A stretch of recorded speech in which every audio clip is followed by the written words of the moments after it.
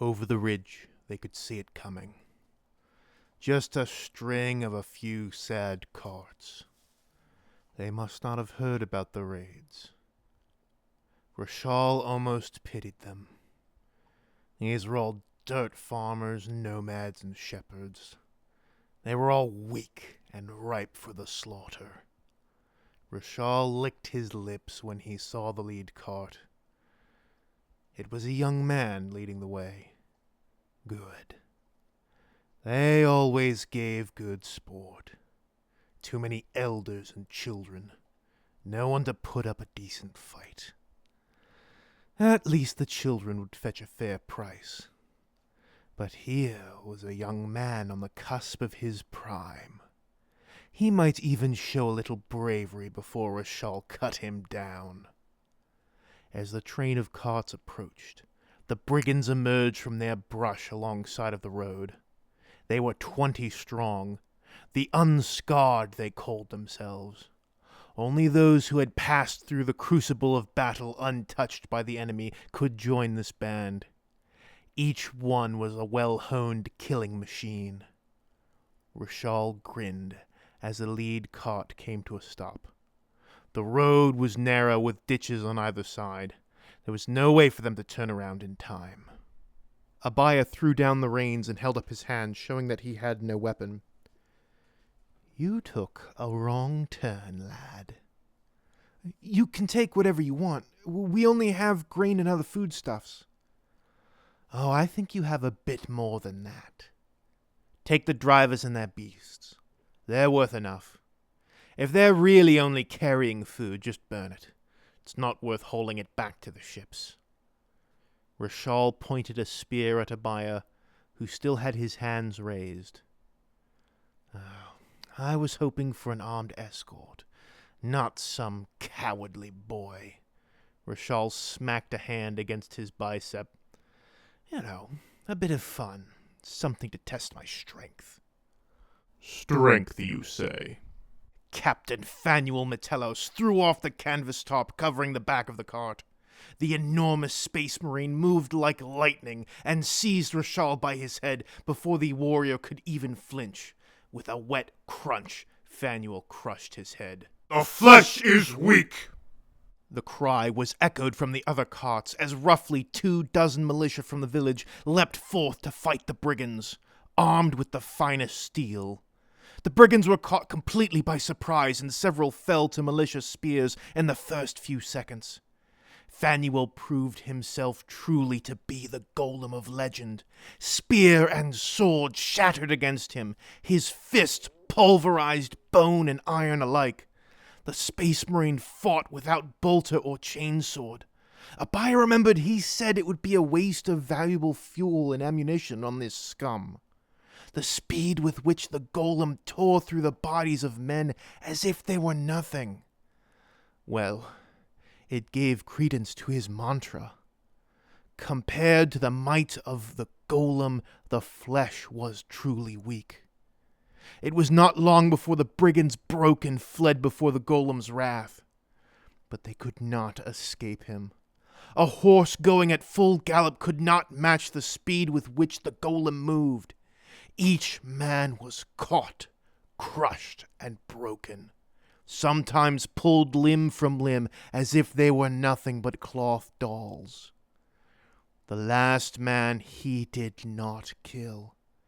Fanuel seized him and hauled him off his feet. "You are alive for one purpose.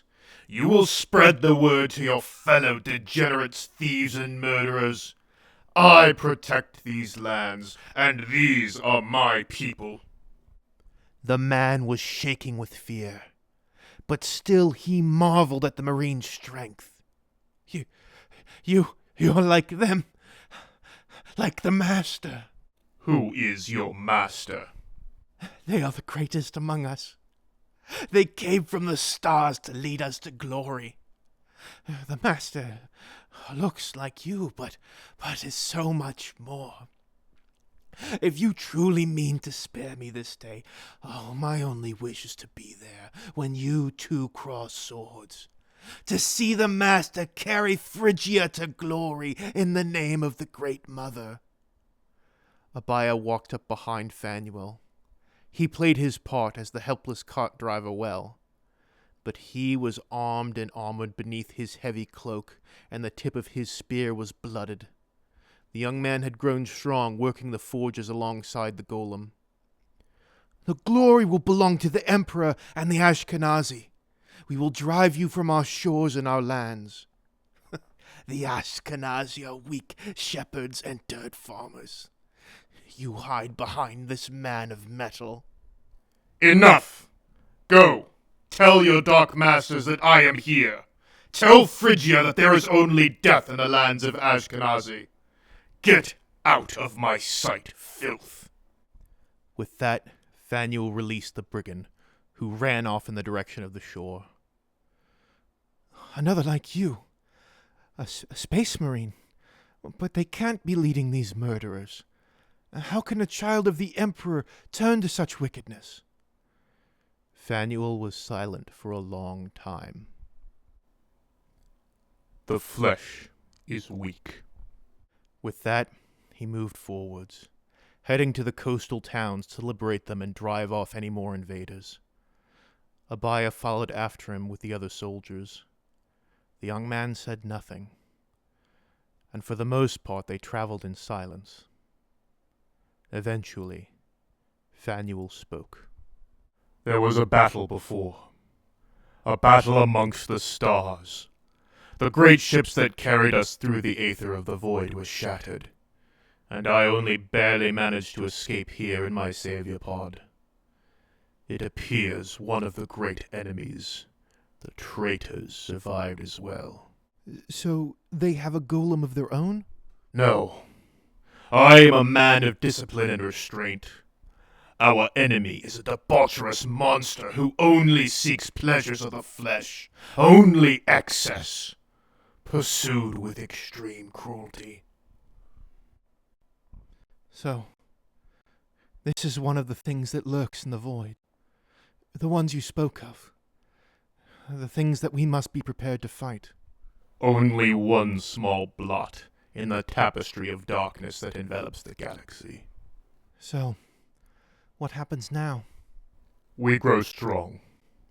We defend the Ashkenazi. We prepare to invade Phrygia. A shame.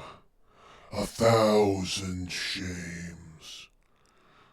The delights I indulged myself in during that raid. Oh, they renewed me so.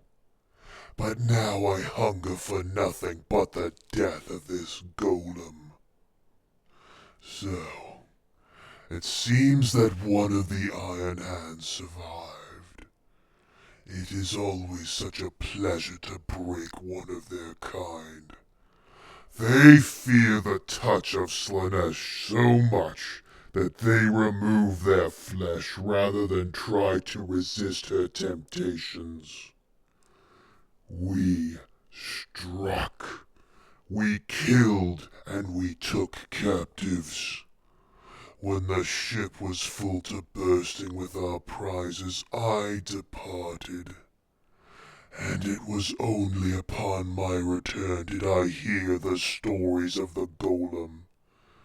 Killing 20 men faster than their eyes could follow. Now that is a true challenge. And they tell me that the Ashkenazi grows stronger under his tutelage. Their steel bears the marks of an Iron Hand's skill. Well then, what a game we have set before us. I shall test the strength of iron. The gifts of Slaanesh shall triumph, and we will see our enemies slain. Or they wish they would have been slain. No man do they call me. My mother and my father, and all my comrades as well. Thank you all for listening to this week's episode of Heart of Iron. If you enjoyed what you heard, please leave a like or a comment, as that really helps out with the algorithm, and it helps protect your quaint Iron Age society from being overrun by psychopathic perverts.